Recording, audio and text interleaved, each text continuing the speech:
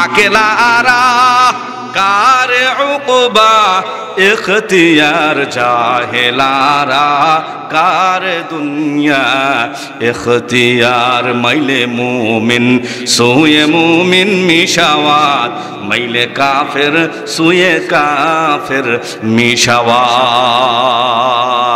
अल्लाह रसूल सल्लल्लाहु अलैहि वसल्लम हजरत उमर রাদিয়াল্লাহু তাআলা আনহু একদিন জিজ্ঞাসা করলেন, ইন্না উমর রাদিয়াল্লাহু তাআলা আনহু قال يا رسول الله لأنت أحب إلي من كل شيء إلا من نفسي قال لا والذي نفسي بيده حتى أكون أحب إليك من نفسك فقال عمر فإنك الآن والله أحب إلي من نفسي فقال تم إيمانك يا عمر। হযরত ওমর রাদিয়াল্লাহু তাআলা আনহু বিশ্ব নবীর সাথে একদিন রাস্তা দিয়ে যাইতেছিলেন। যাইতে যাইতে বিশ্ব নবী সাল্লাল্লাহু আলাইহি সাল্লামকে আল্লাহর নবীর জিজ্ঞাসা করলেন, হযরত ওমর পয়গম্বর আমি আপনাকে সব কিছুর চাইতে বেশি ভালোবাসি। ইয়া রাব্বাল আলামিন ইয়া মুহাম্মাদুর রাসূলুল্লাহ ইয়া নবিয়ুল মুরসালিন ইয়া খাতামুন নবিয়্যিন আমি আপনাকে সব চাইতে বেশি ভালোবাসি, ধন সম্পদের চাইতে আপনাকে বেশি ভালোবাসি, আমার সন্তান সন্ততির চাইতে আপনাকে বেশি ভালোবাসি, বিবির চাইতে বেশি ভালোবাসি, জায়গা জমি স্থাবর অস্থাবর যা কিছু আছে সব কিছুর চাইতে আপনাকে বেশি ভালোবাসি ইল্লা মিন নাফসি, কিন্তু আমার জীবনের চাইতে আপনাকে বেশি ভালোবাসতে পারি না পয়গম্বর।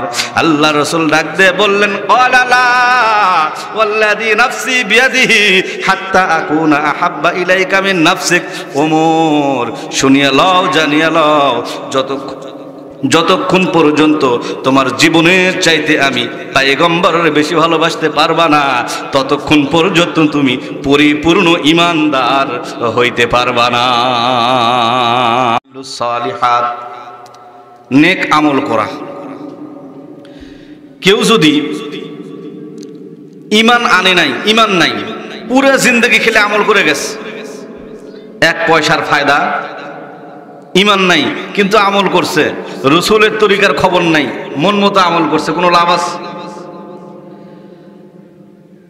পক্ষান্তরে কারণ ঈমান যদি পাক্কা হয়, ঈমান যদি পরিপূর্ণ হয়, আমলের মধ্যে যদি কমতিও থাকে, দুর্বল থাকেও, সে পরকালে পার হওয়ার সম্ভাবনা আছে। কথা কন না কে? ঠিক আছে না? এই জন্যে ঈমান এবং আমল, নেক আমল।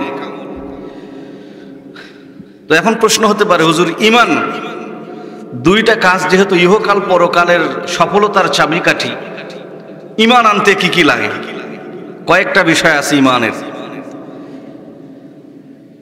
ঈমানে মুফাসসালের মধ্যে আসছে আমানতু বিল্লাহি ওয়া মালাইকাতিহি ওয়া কুতুবিহি ওয়া রুসুলি,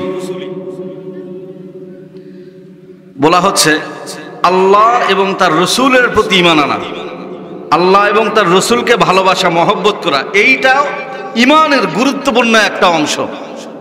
ঈমানের গুরুত্বপূর্ণ অংশ কি? আল্লাহ এবং রসুলকে ভালোবাসা, মহব্বত করা, তার প্রতি বিশ্বাস রাখা, তাদের প্রতি বিশ্বাস রাখা।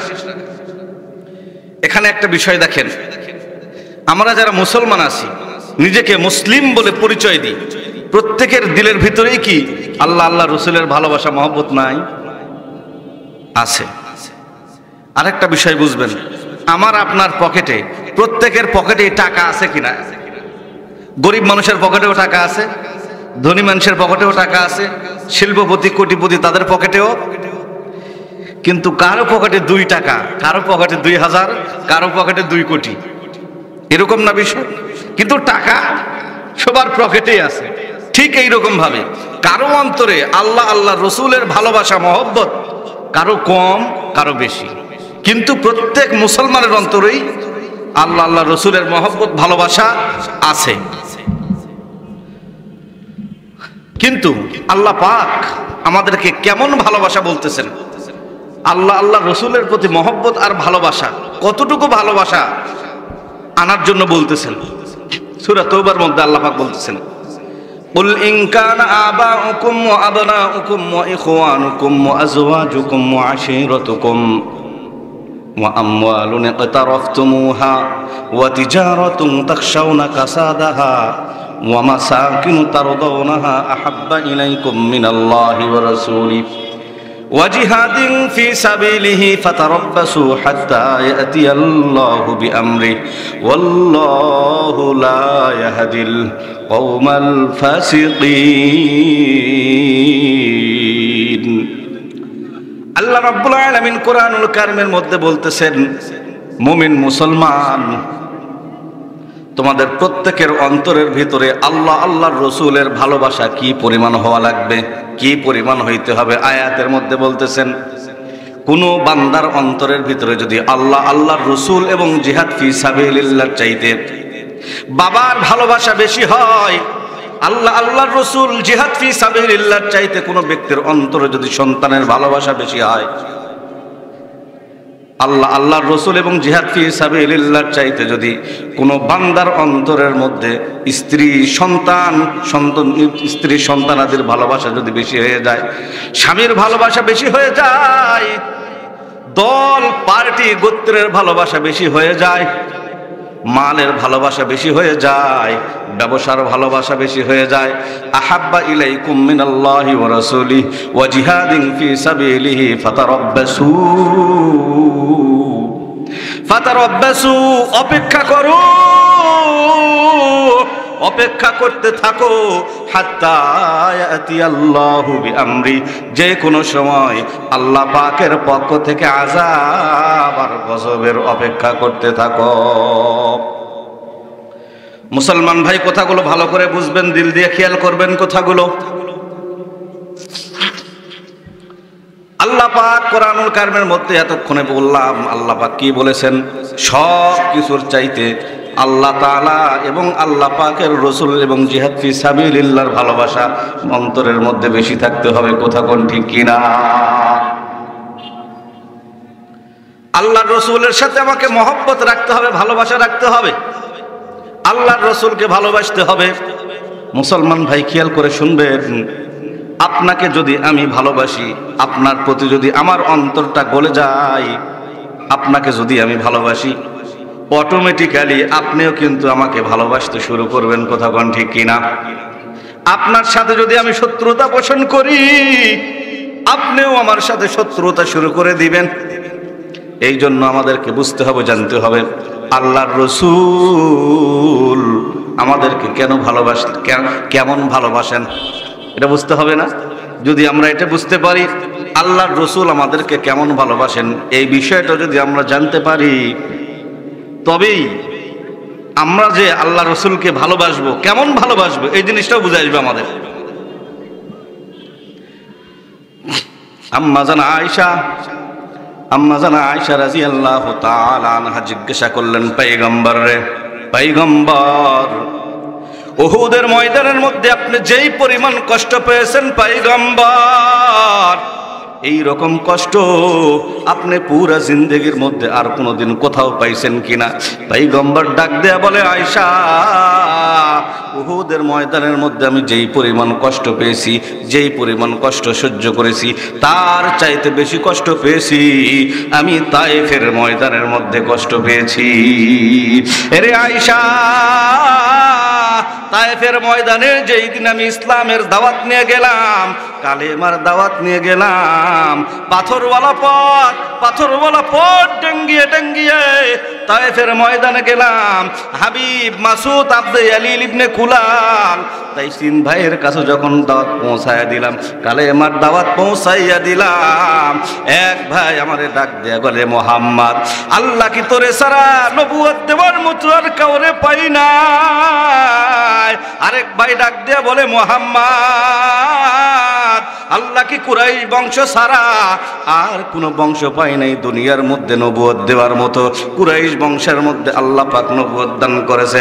আরেকজন ভাই ডাক দিয়ে বলে, মুহাম্মদ, আল্লাহ কি আমি তোর চেহারা দেখতে চাই না মুহাম্মদ, তোর চেহারা দেখতে চাই না, দূর হয়ে যা আমার চোখের সামনে থেকে দূর হয়ে যা, তোর চেহারা দেখতে চাই না রে মুহাম্মদ, দূরে সরে যা। রে মুসলমান ভাই, আমরা মুমিন মুসলমান দিন রাত্রি দোয়া করি আল্লাহর কাছে, ইয়া রাব্বাল আলামিন স্বপ্নযোগ হলেও আমাদের পয়গম্বর বিশ্ব নবীর সাথে মোলাকাতের ব্যবস্থা করে দেন। তায়েফের কাফেররা বড় নিমুখ হারাম, কত বড় কোপার পরা তারা সরাসরি বিশ্বনবী মুহাম্মদুর রাসূলুল্লাহ সরাসরি সামনে সাক্ষাৎ পাওয়ার পর এরপরেও তাদের কপালের মধ্যে ঈমান নসিব হইল না। বিশ্বনবী মুহাম্মদুর রাসূলুল্লাহ ডাক দিয়া বলেন, আয়েশা শুধু এতটুকুই নয়, এই কথা বলিয়া তায়েফবাসীরা আমারে পাথর মারা শুরু করে দিল, পাথরের আঘাত শুরু করে দিল, আমার শরীরের ভিতরে আঘাত করতে থাকলো। এক পর্যায়ে শরীর ফেটে ফেটে আমার রক্ত বের হয়ে শুরু হয়ে গেল। এক পর্যায়ে আমি বেহুশ হয়ে গেলাম। বেহুশ হওয়ার পরে যখন আমার হুঁশটা ফিরে গেল, হুঁশ যখন ফিরে গেল, তাকায়া দেখলাম জিব্রাইল আমার কাছে হাজির হয়ে গেল। জিব্রাইল আমার জিজ্ঞাসা করে, পয়গম্বর আপনি যে তায়েফবাসীর জন্য কষ্ট করলেন, আপনি যে তায়েফবাসীর কাছে কালেমার দাওয়াত পৌঁছাইলেন এবং তার সাথে সাথে তারা যে আচরণ আপনার সাথে করলো, আল্লাহ পাক স্বয়ং এই আচরণটা দেখেছেন। পাহাড়ের ফেরেশতাদেরকে আপনার জন্য নিযুক্ত করে দিয়েছে পয়গম্বর, আপনি যদি আদেশ দেন ওই পাহাড়ের ফেরেশতা দুইটা পাহাড়ের চাপা দিয়া ওই তায়েফবাসীর ধ্বংস করে দিবে। বিশ্বনবী আখেরি পয়গম্বর জিব্রাইলকে ডাক দেয়া বলে, জিব্রাইল না রে ভাই, এমন করিও না, এখন তায়েফবাসী আমার দাওয়াত বুঝে নাই, আমার কালেমার দাওয়াত বুঝে নাই, ইসলাম বুঝে নাই, তাওহীদ বুঝে নাই, এই জন্য তারা আমার সাথে বেয়াদবি করছে। তাদের আসলাফ থেকে তাদের সন্তানেরা যখন বের হবে দুনিয়ার মধ্যে আসবে, সম্ভবত তাদের সন্তানেরা আমার কালেমার দাওয়াতের গুরুত্ব বুঝতে পারবে, তাদের সন্তানেরা ইসলাম গ্রহণ করবে, ইসলাম গ্রহণের মাধ্যমে তাদের সন্তান জাহান্নাম থেকে নিজেদেরকে বাঁচাইয়া জান্নাতের মধ্যে যাইতে পারবে। আরে মুসলমান যুবক, বৃদ্ধ বাবা, যারা পর্দার আড়ালের মা বোনেরা, কথাগুলো ভালো করে শুনেন। আমার বিশ্ব নবীরে তায়েফের কাফেররা কত বড় কষ্ট দিয়ে দিল, এরপরে আমার পয়গম্বর কোনো প্রতিশোধ নিলেন না, সরাসরি তাদের জন্য রহমতের দোয়া করে দিলেন। কথা কোন ঠিক কিনা? তাহলে এখন খেয়াল করেন আমাদের পয়গম্বর আমাদেরকে ভালোবাসেন কিনা, খেয়াল করে দেখেন আমাদের পয়গম্বরকে কত আঘাত করা হলো, এরপরেও বিনা মাফ চাওয়ায় মাফ করে দিলেন, তায়েফবাসীদের জন্য কল্যাণের দোয়া করে দিলেন। আম্মা জান আয়েশা রাদিয়াল্লাহু তাআলা আনহা হাদিসের মধ্যে বলেন, একদিন বিশ্বনবীর মনটা ভালো দেখলাম, অনেক মনটা ভালো দেখলাম। যখন স্বামীদের মন ভালো থাকে অনেক বিবিরা অনেক কিছু আবদার করে থাকে, কোথা কোন ঠিক কিনা? আম্মা জান বলেন, একদিন দেখতে পাইলাম আমার বিশ্বনবী সাল্লাল্লাহু আলাইহি ওয়াসাল্লাম মনটা ভালো, অনেক ভালো মন মেজাজে আছে। পয়গম্বরকে জিজ্ঞাসা করলাম, পয়গম্বর আমি আপনার কাছে একটা জিনিস চাইবো, যদি অনুমতি হয়। পয়গম্বর ডাক দিয়া বলে, আয়েশা তোমার মনে যা আছে তুমি চাইতে পারো, আমার মনের পক্ষ থেকে কোনো আপত্তি নাই। এইবার আম্মা জান আয়েশা রাদিয়াল্লাহু তাআলা আনহা ডাক দিয়ে বললেন, পয়গম্বর আপনি আমার জন্য আমার মাওলার দরবারে দোয়া করে দিবেন, ক্ষমার দোয়া, মাগফিরাতের দোয়া করবেন। আল্লাহর পয়গম্বর ডাক দিয়ে বলে, আল্লাহুম্মা গফিরলি আয়েশা মা কদ্দামাত ওয়া মা আখারাত ওয়া মা আসররাত ওয়া মা আলানাত। আল্লাহর রাসূল সাল্লাল্লাহু আলাইহি ওয়াসাল্লাম ডাক দিয়ে বলতেছে, রব্বুল আলামিন আমার আয়েশার পিছনের জিন্দেগির তামাম গুনাহ খাতাগুলো মাফ করে দেন। মৃত্যু পর্যন্ত যত গুনাহ করবে আয়েশা সব গুনাহ খাতাগুলো মাফ করে দেন। যত গুনাহ আয়েশা গোপনে করছে প্রকাশ্যে করছে সব গুনাহগুলো মাফ করে দেন। এই দোয়া শোনার পর আম্মা জান আয়েশা রাদিয়াল্লাহু তাআলা আনহা সাংঘাতিক খুশি হয়ে গেলেন, বড় হাসি দিলেন। হাদিসের মধ্যে আসতেছে হাসির কারণে আম্মা জান আয়েশার মাথাটা হাঁটুর সাথে লেগে গেল, হাঁটুর সাথে লেগে গেল। আল্লাহ রাসূল সাল্লাল্লাহু আলাইহি সাল্লাম ডাক দিয়ে বলে, আয়েশা আমার দোয়ার কারণে মনে হয় তুমি বড় খুশি হয়ে গেলা। আম্মা জান আয়েশা ডাক দিয়ে বলে, পয়গম্বর এমন কোন ব্যক্তি নাই আপনার পক্ষ থেকে এত সুন্দর দোয়ার পাওয়ার পর এমন কোন ব্যক্তি নাই ওই ব্যক্তি খুশি হবে না। আপনিও যদি এত সুন্দর রাসূলের পক্ষ থেকে দোয়া পান খুশি হবেন কিনা? জবাবে আল্লাহ রাসূল বলেন, পয়গম্বর আয়েশা শুনো, কথাগুলো ভালো করে শুনো। দিনের মধ্যে যখন আমি হাত উঠাইয়া আল্লাহর কাছে দোয়া করি, এরে আয়েশা জেনে নাও, শুনে নাও, আমার প্রত্যেকটা উম্মতের জন্য, তোমার জন্য যেই দোয়া করলাম প্রত্যেকটা উম্মতের জন্য হুবাহু আমি একই দোয়া করি। বলেন আল্লাহু আকবার। ওয়া মা আরসালনাকা ইল্লা রাহমাতাল লিল আলামিন।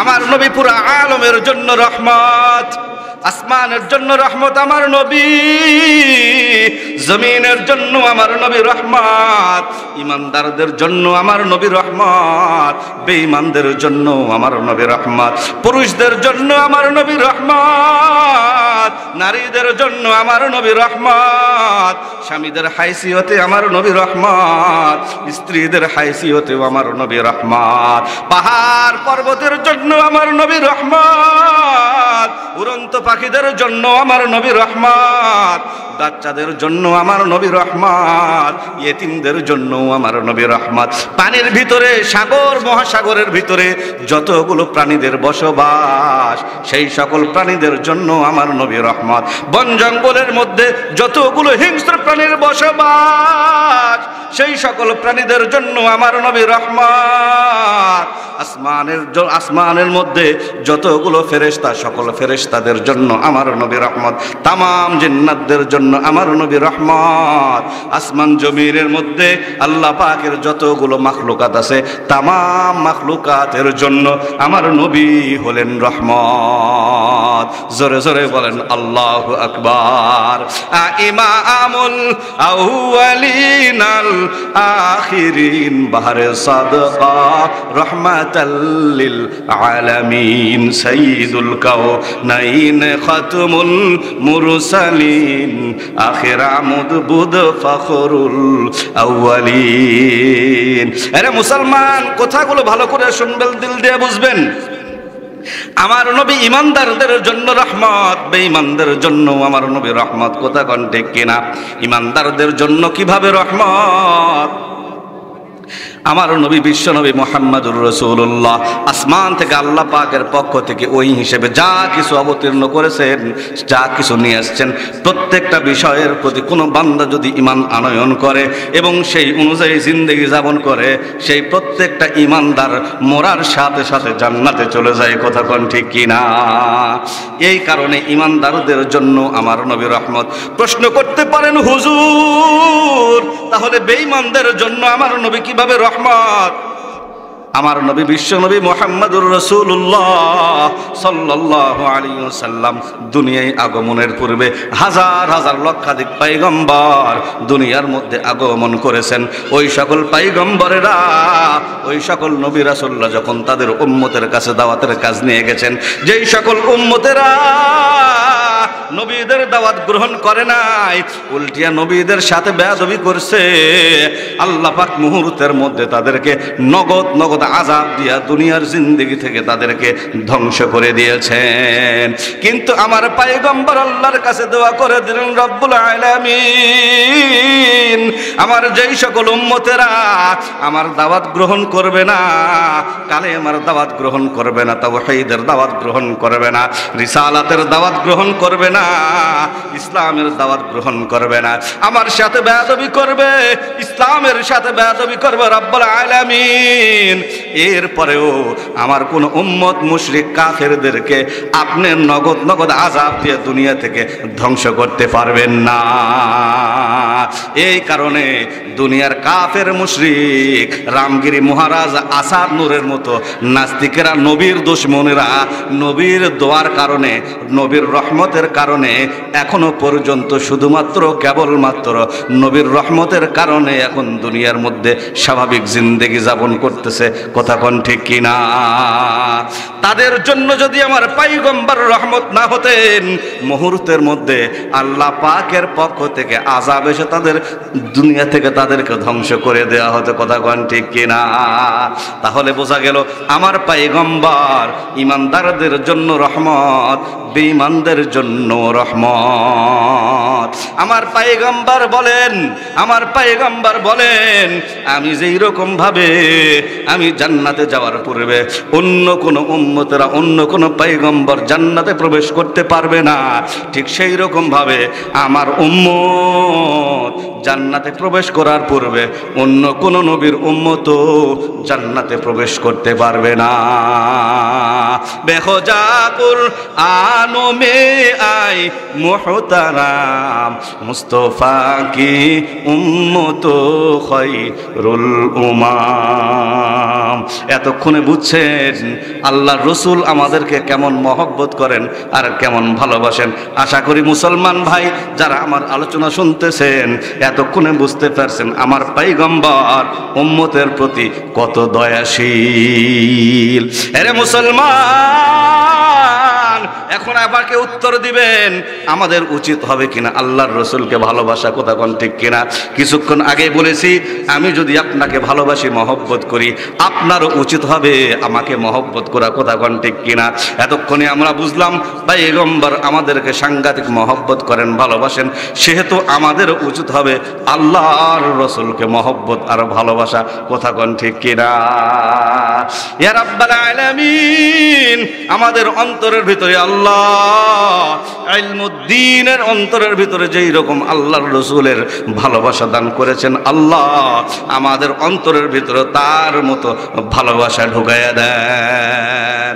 এরা মুসলমান ভাই, তিরমিজি শরীফ যে সময় পড়ি, যাত্রাবাড়ি মাদ্রাসায় তিরমিজি আউয়াল পড়ি, আহমদ ঈসা দামাত বারকাতুল আলিয়ার কাছে, হুজুরের কাছে একটা ওয়াকিয়া শুনলাম। ইলমুদ্দিনের অন্তরে আল্লাহ পাক কেমন ভালোবাসা ঢুকায় দেন। 19 শতকের মাঝামাঝির কথা আল্লাহ। এরা মুসলমান ভাই, 19 শতকের মাঝামাঝি সময়ের কথা হবে। ভারতের একজন দাদা বাবু, ভারতের একজন কাকা বাবু রঙ্গিলা রসুল নামের একটা বই লিখলো। কি লিখলো? রঙ্গিলা রাসূল নামের একটা বই লিখলো। এই বইটার মধ্যে আল্লাহর রাসূলকে বিভিন্নভাবে গালিগালাজ করা হয়েছে, বিভিন্নভাবে কটূক্তি করা হয়েছে, আল্লাহর রাসূলকে বিভিন্নভাবে অপমানিত করা হয়েছে। বলেন নাউজুবিল্লাহ। এই বইটা লেখার পর মুহূর্তের মধ্যে পুরো উপমহাদেশের মধ্যে বইটা ছড়িয়ে গেল। বইটা প্রত্যেকটা মুমিন মুসলমানের অন্তরের ভিতরে আঘাত করা শুরু করে দিল। এই রকম ভাবে ছড়াইতে ছড়াইতে পাকিস্তানের মধ্যে বইটা ছড়িয়ে গেল। পাকিস্তানের মধ্যে একজন ইলমুদ্দিন, মাত্র 16 থেকে 17 বছরের বয়সের একজন যুবক হবে, চায়ের দোকানে কাজ করে। সাংঘাতিক গরিব ছেলেটা চায়ের দোকানে কাজ করে। তার হাতে যখন বইটা চলে গেল, চলে যাওয়ার পর অন্যান্য মুসলমানদের মতো তারও অন্তরের ভিতরে বড় দাগ লেগে গেল, আঘাত লেগে গেল, বড় কষ্ট লেগে গেল। এইবার ইলমুদ্দিন মনে মনে সিদ্ধান্ত নিয়ে ফেলল, এই বই যেই ব্যক্তি লেখছে, ওই ব্যক্তির সাথে ওই ব্যক্তির কোনো একটা ব্যবস্থা না নিয়ে আমি ছাড়ব না। মুহূর্তের মধ্যে চায়ের দোকানের কাজটা বন্ধ করে দিল। বইয়ের মধ্যে ঠিকানা নিল, এই রঙ্গিলা রসুল বইটার লেখক কে হবে, ঠিকানাটা সংগ্রহ করলো। ঠিকানা সংগ্রহ করার পর পাকিস্তান থেকে কোনো একভাবে ভারতের মধ্যে ঢুকে গেল। যেই শহরে বসবাস ওই দাদা বাবুর, ওই রঙ্গিলা রসুল বইটার লেখকের যেই শহরে বাড়ি, লেখকের বাড়ি যেই শহরের মধ্যে, এই শহরের মধ্যে চলে আসলো। এইবার বাড়ির কাছাকাছি এসে একজনের জিজ্ঞাসা করে, ভাই রঙ্গিলা রসুল নামের যে বই যেই ব্যক্তি লিখছে ওই ব্যক্তিটারে কোথায় পাওয়া যাবে? বলে দেয় উমুক দোকানের মধ্যে দেখো বসে আছে, ওই ব্যক্তিটাই রঙ্গিলা রসুল বইটার লেখক। প্রশ্ন করা হয়, তুমি রঙ্গিলা রসুল বইটার লেখক রে কি করবা? বলা হচ্ছে তারে আমি পুরস্কৃত করব। দোকানের মধ্যে চলে যায়, যাওয়ার পরে রঙ্গিলা রসুল বইটার লেখক রে সামনে পেয়ে যায়। জিজ্ঞাসা করে, কাকা আপনি নাকি এই বইটা লিখছেন? বলে কেন, তুমি কি করবা? বলে আমি তাকে পুরস্কার করব, এই বইটার লেখককে পুরস্কার করব। এইবার ওই লেখক কয়, হ্যাঁ হ্যাঁ আমি এই বইটা লিখেছি। এই কথা বলার সাথে সাথে ইলমুদ্দিন ভিতর থেকে একটা চাকু বের করিয়া ওই দাদা বাবুর পেটের ভিতরে ঢুকাইয়া দেয়। জোরে জোরে বলেন আল্লাহু আকবার। जहाँ तक आए रुबूबियत खुदा का, वहाँ तक है नबूवत मुस्तफा का। जोरे जोरे कन अल्लाहु আকবার। আল্লাহ পাকের রাজত্ব যতদূর পর্যন্ত চলবে, আমার নবীজির নবুয়ত ততদূর চলবে। কথা কোন ঠিক কিনা?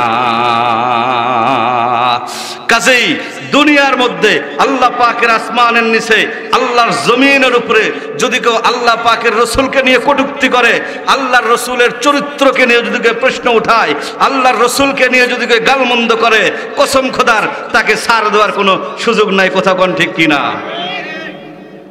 আরে মুসলমান, কথাগুলো ভালো করে বুঝবেন, দিল দিয়ে বুঝবেন কথাগুলো। পুরা এলাকার মধ্যে খবর হয়ে গেল ওই উমুক লেখককে হত্যা করা হয়েছে, ধ্বংস করে দেওয়া হয়েছে, দুনিয়ার জিন্দেগি থেকে তাকে সরিয়ে দেওয়া হয়েছে। প্রশাসন এসে গেল, গ্রেফতার করা হইল ইলমুদ্দিনকে।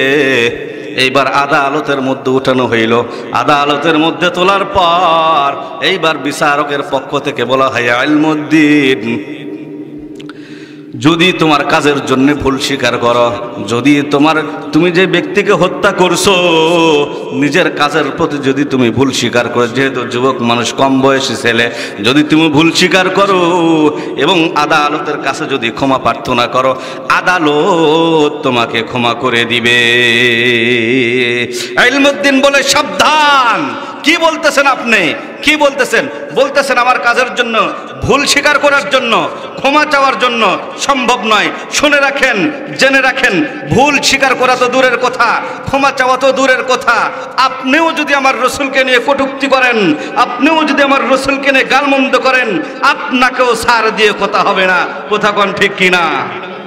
মুহূর্তের মধ্যে যখন আদালতের মধ্যে ইলমুদ্দিনের পক্ষ থেকে এমন কথা শুরু হয়ে গেল, এমন ভাষণ দেওয়া হলো, সকল আদালতের অন্যান্য যারা উপস্থিত ছিল, উকিল ব্যারিস্টার, জজ ব্যারিস্টার যারা উপস্থিত হয়ে গেল, প্রত্যেককেই হতভম্ব হয়ে গেল। কেমন ইমানের পাওয়ার, কত বড় ইমানের পাওয়ারফুল ইমান হইলে আদালতের সামনে এত বড় হুঙ্কার দেওয়া যায়। কথা কোন ঠিক কিনা? রব্বুল আলামিন আমাদের প্রত্যেকের অন্তরের মধ্যে আপনি ইলমুদ্দিনের মধ্যে আল্লাহর রসুলের ভালোবাসা ঢুকে দিন। জোরে জোরে বলেন আল্লাহুম্মা আমিন। আরে মুসলমান ভাই, কথাগুলো খেয়াল করে বুঝবেন। এইবারে ইলমুদ্দিনকে ফাঁসির অর্ডার হয়ে গেল, ফাঁসির হুকুম দেওয়া হয়ে গেল ইলমুদ্দিনকে ফাঁসির অর্ডার হয়ে গেল। যে কোনো সময় ইলমুদ্দিনের ফাঁসি কার্যকর করা হবে। ফাঁসির পূর্বে কিছুদিন জেলখানার মধ্যে রাখা হয়েছে ইলমুদ্দিনকে জেলখানার ভিতরে রাখা হয়েছে। প্রত্যেক রাতে একজন দায়িত্বরত ব্যক্তি থাকে, পুরা জেলখানা পরিদর্শন করে সবকিছু ঠিকঠাক আছে কিনা। পরিদর্শন করে যেই ব্যক্তি, ওই ব্যক্তি রাতের মধ্যে যখন জেলখানা পরিদর্শন করে, পুরা জেলখানা পরিদর্শন করতে যখন ইলমুদ্দিনকে যেই খাঁচার ভিতরে রাখা হয়েছে, যেই জেলখানার ভিতরে রাখা হয়েছে, ওইখানে যখন ওই জেলার সাহেব উপস্থিত হয়ে গেল, উপস্থিত হওয়ার পরে দেখতে পায় পুরা জেলখানার মধ্যে তালা আছে, সব কিছু ঠিক আছে, চারিদিকে লোহার খাঁচাও ঠিক আছে, কোনো কিছু সমস্যা নাই, ভাঙ্গেও নাই, কিন্তু ভিতরে ইলমুদ্দিন উপস্থিত নাই। জোরে জোরে কোন আল্লাহু আকবার। এইবার জেলার সাহেব অবাক হয়ে গেল, রে ভাই, মহা চিন্তার ভিতরে পড়ে গেল। ফাঁসির আসামি যে কোনো সময় ফাঁসি কার্যকর হয়ে যাবে। জেলার সাহেব মনে মনে ভাবে, যদি এই ঘটনা ঊর্ধ্বতন কর্মকর্তারা জেনে যায় ফাঁসির আসামি পলায়ন করছে, ঊর্ধ্বতন কর্মকর্তারা যদি জেনে যায় তাহলে আমার বিরুদ্ধে বড় ধরনের ব্যবস্থা নেওয়া হবে। ভয় পেয়ে গেল, ভয়ে কাউকে কিছু বলে না। পরের দিন আবার যখন জেলখানা পরিদর্শন করার জন্য আসলো, আসার পর দেখতে পায় যেই জেলখানার ভিতরে ইলমুদ্দিনকে রাখা আছে, ইলমুদ্দিন সুন্দরভাবে বসে আছে, কিন্তু যেই খাঁচার ভিতরে তাকে বন্দি করা, ওই পুরা খাঁচাটাই উদাও হয়ে গেছে। বলেন আল্লাহু আকবার। আরো জোরে বলেন আল্লাহু আকবার। জেলখানা আরো অবাক হয়ে গেল, রে ভাই, গতকাল দেখলাম জেলখানা সব কিছু ঠিকঠাক আছে, ভিতরে ইলমুদ্দিনকে পাওয়া যাচ্ছিল না, কিন্তু আজকে যখন আসলাম জেলখানা পুরাটাই নাই, কিন্তু ইলমুদ্দিন উপস্থিত। কয়েকদিন অতিবাহিত হয়ে গেল, যে মুহূর্তে ইলমুদ্দিনের ফাঁসি কার্যকর হইবে, যখন ইলমুদ্দিনকে ফাঁসির জায়গায় নিয়ে যাওয়া হইবে, এইবার ওই জেলার সাহেব ইলমুদ্দিনের জিজ্ঞাসা করে, যুবক, তোমার কাছে আমি একটা প্রশ্ন করতে চাই। যুবক বলে, ইলমুদ্দিন বলে, চাচা প্রশ্ন করেন, কোনো সমস্যা নাই। জেলার সাহেব বলে, যুবক, আমি হইলাম জেলখানা পরিদর্শক, প্রত্যেক রাতে জেলখানা একবার করে পরিদর্শন করি, কিন্তু তোমাকে যেই দিন থেকে জেলখানার ভিতরে যেই দিন ডাকা হয়েছে, রে যুবক, সেই দিন থেকে একটা জিনিস আমি খেয়াল করতেছি, একদিন পরিদর্শনে যাই, জেলখানা সব কিছু ঠিক থাকে, ভিতরে তুমি থাকো না। অন্যদিন দেখতে পাইলাম তুমি বসে আছো, জেলখানা পুরাটাই নাই, গায়েব হয়ে গেছে, উদাও হয়ে গেছে। ঘটনা কি কিছুই বুঝলাম না। ইলমুদ্দিন তোমার এই বিষয়ের ঘটনাটা আমাকে বলে। ইলমুদ্দিন ডাক দেয়া বলতেছে, রে জেলার ভাই, যেহেতু প্রশ্ন করছেন, যেহেতু জিজ্ঞাসা করছেন, তাহলে আপনাকে অবশ্যই বলতে হবে। এর জেলার ভাই, কথাগুলো শুনিয়া নেন। যেই দিন আমি থাকলাম না, জেলখানা উপস্থিত থাকলো, ভালোভাবে থাকলো, সব কিছু ঠিকঠাক আছে, আমি নাই। সেই দিন দেখতে পাইলাম ফেরেশতা জিব্রাইল এবং মিকাইল আমার কাছে হাজির হয়ে গেল। হাজির হয়ে বলে ইলমুদ্দিন, তুমি যেই কাজটা করছো, আল্লাহ পাকের রসুলের ভালোবাসা অন্তরের ভিতরে লইয়া যেই কাজটা করছো, আল্লাহর রসুল বড় খুশি হয়ে গেছে, আসমানের তামাম ফেরেশতা খুশি হয়ে গেছে। আল্লাহর রসুলের পক্ষ থেকে আসছে, রে ইলমুদ্দিন, আল্লাহর রসুল তোমাকে সালাম বলেছেন, আল্লাহর রসুল তোমাকে এখান থেকে রওজায়ে আতহার মদিনাতুল মুনাওয়ারা নেওয়ার জন্য আমাকে বলেছেন। সেই মুহূর্তে ফেরেশতা জিব্রাইল এবং মিকাইল আমার দুইখানা হাত, ফানাবি সাল্লি আলা ইয়া মুহাম্মদ মুস্তাফা নবী কামলিওয়ালা, শাফায়াতের কান্ডারি মদিনাওয়ালা, ইয়া মুহাম্মদ মুস্তাফা নবী সাল্লি আলা ইয়া মুহাম্মদ মুস্তাফা নবী কামলিওয়ালা। এলে জব ধরাই তুমি ধন্য হলো এ ভূমি, সবাই বলেন, এলে জব ধরাই তুমি ধন্য হলো এ ভূমি, তোমারই আগমনে জগত বুলাইয়া মুহাম্মদ মুস্তাফা নবী কামলিওয়ালা, ইয়া মুহাম্মদ মুস্তাফা নবী সাল্লি আলা ইয়া মুহাম্মদ মুস্তাফা নবী সাল্লি আলা। আমরা যে গুনাহগার তুমি দয়ার সাগর, আমরা যে গুনাহগার তুমি দয়ার সাগর, রোজ হাসরে তুমি মোদের ভইল না, ইয়া মুহাম্মদ মুস্তাফা নবী সাল্লি আলা ইয়া মুহাম্মদ মুস্তাফা নবী সাল্লি আলা ইয়া মুহাম্মদ মুস্তাফা নবী কামলিওয়ালা। কাদি গো বুকুটা ভাষাই তোমাকে পাওয়ার আশায়, কাঁদি গো বুকটা ভাষায় তোমাকে পাওয়ার আশায়, পাইলে দিদার মনের মিটিবে জ্বালা। ইয়া মুহাম্মদ মুস্তাফা নবী সাল্লি আলা, ইয়া মুহাম্মদ মুস্তাফা নবী কামলিওয়ালা।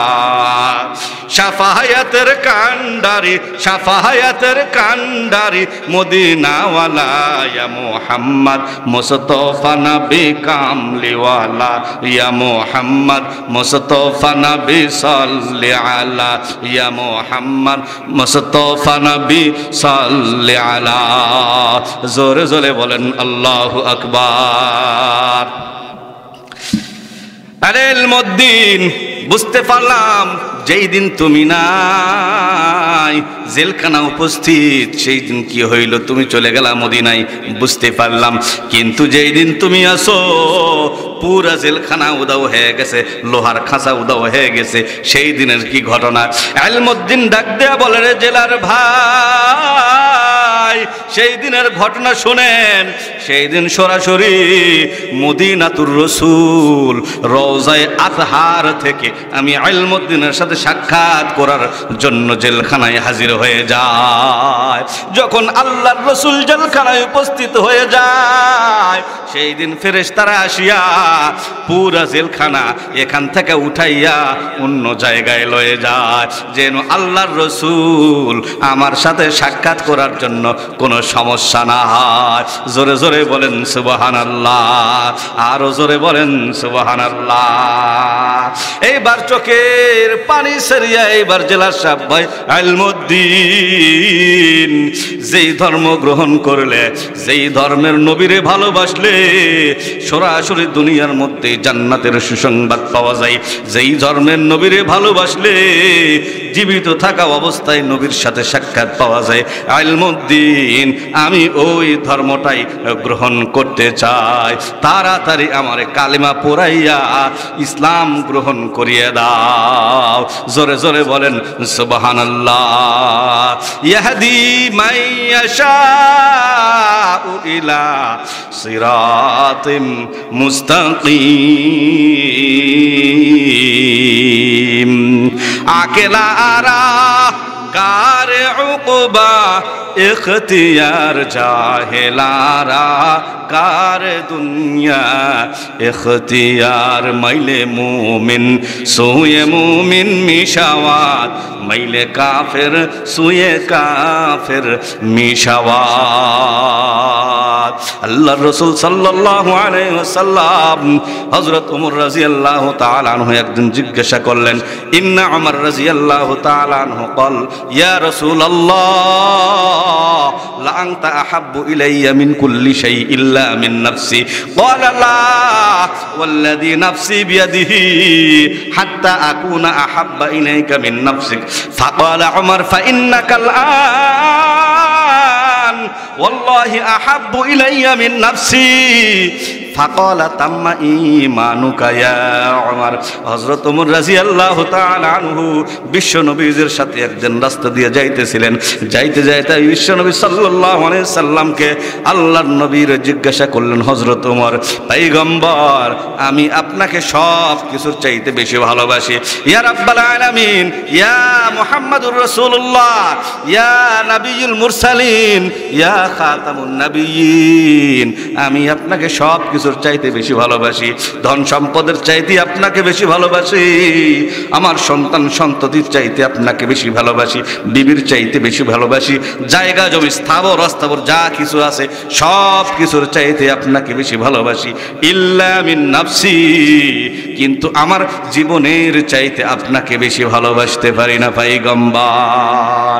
আল্লাহ রাসূল ডাক দিয়ে বললেন, ক্বালা লা ওয়াল্লাযী নাফসি বিয়াদিহি হাত্তা আকুনা আহাব্বা ইলাইকা মিন নাফসিক। ওমর, শুনিয়া লও, জানিয়া লও, যতক্ষণ পর্যন্ত তোমার জীবনের চাইতে আমি পয়গম্বরের বেশি ভালোবাসতে পারবা না, ততক্ষণ পর্যন্ত তুমি পরিপূর্ণ ঈমানদার হইতে পারবা না। কিতাবের মধ্যে লিখতেছেন, হাদিসের মধ্যে আসতেছে। এইবার হযরত ওমর কিছুক্ষণ চিন্তা করলেন, কিছুক্ষণ ভাবলেন, ভাবার পর ডাক দেয়া বললেন, পয়গম্বর,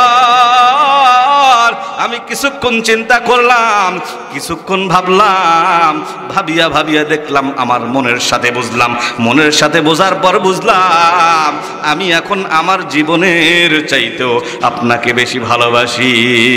এইবার পয়গম্বর বলেন, ওমর তাম্মা ঈমানুকা ইয়া উমর, ওগো ওমর এতক্ষণ তোমার ঈমান পরিপূর্ণ হয়ে গেল। অন্য একটা হাদিসের মধ্যে পয়গম্বর বলেন, মান তামাসসাকা বিসুন্নতি ইনদা ফাসাদি উম্মতি ফালাহু আজরু মিআতি শহীদিন। যেই ব্যক্তি ফিতনা ফাসাদের জামানায়, যেই ব্যক্তি এত বিশৃঙ্খলার জামানায় শুধুমাত্র কেবলমাত্র একটা সুন্নতকে সুন্দরভাবে আঁকড়িয়ে ধরবে, আল্লাহর রাসূল বলেন 100 জন ব্যক্তি আল্লাহর রাস্তায় শহীদ হইলে যেই সওয়াব ওই বান্দার আমল নামায় সেই সওয়াব দেওয়া হবে। বলেন সুবহানাল্লাহ। এরে মুসলমান, আমাদের সামনে থেকে কত সুন্নত ছুটে যায় রে ভাই, আমরা সুন্নতকে আঁকড়ে ধরতে পারি না। এরে মুসলমান, খানা খাওয়ার সময় আমরা সুন্নতের খেয়াল করতে পারি না, মসজিদে প্রবেশের সময় সুন্নতের খেয়াল করতে পারি না, আমরা টয়লেট ঢোকার সময় বের হওয়ার সময় সুন্নতের খেয়াল করতে পারি না। এমনকি আমাদের মুসলমানদের পুরুষদের সবচাইতে বড় সুন্নত পুরুষের মুখের দাড়ি, এই দাড়ির দিকেও আমরা খেয়াল করতে পারি না। আমার পয়গম্বর বলেন, কোনো উম্মত যদি, কোনো পুরুষ উম্মত যদি আমার তাদের মুখের মধ্যে খুর লাগাইয়া দেয়, তাদের মুখের মধ্যে ব্লেডটা ঢুকাইয়া দেয়, ওই ব্লেড ওই খুরটা তাদের দাড়ির মধ্যে ঢুকাই না, ওই খুরটা সরাসরি আমি পয়গম্বরের কলিজার মধ্যে ঢুকাইয়া দেয়। বলেন নাউজুবিল্লাহ। তো কুজা আওয়া সুন্নতে আহমদ কুজা বা মুহাম্মদ কাইবুয়াদ নিজ বতুরা কার শৈতা মি কুনি নামত ওয়ালি গরওয়ালি লানো তাস্তাই বরওয়ালি। ইয়া রাব্বাল আলামিন, আমাদের প্রত্যেকের অন্তরের ভেতরে আল্লাহ পাকের রসুলের সুন্নতের প্রতি ভালোবাসা, আগ্রহ আমাদের প্রত্যেকের অন্তরের ভেতরে ঢুকে দেন। বলেন আল্লাহুম্মা আমিন। আরে মুসলমান ভাই, বলতেছিলাম আল্লাহর রসুলকে কেমন মহব্বত করতে হবে রে ভাই। আল্লাহ পাক কুরআনুল কারীমের মধ্যে বলতেছেন, কুল ইন কানা আবাউকুম ওয়া আবনাউকুম ওয়া ইখওয়ানুকুম ওয়া আজওয়াজুকুম। মুসলমান ভাই, গুনাহগারকে মাফ করবেন। আমার আলোচনা তো প্রতিদিনই শোনেন।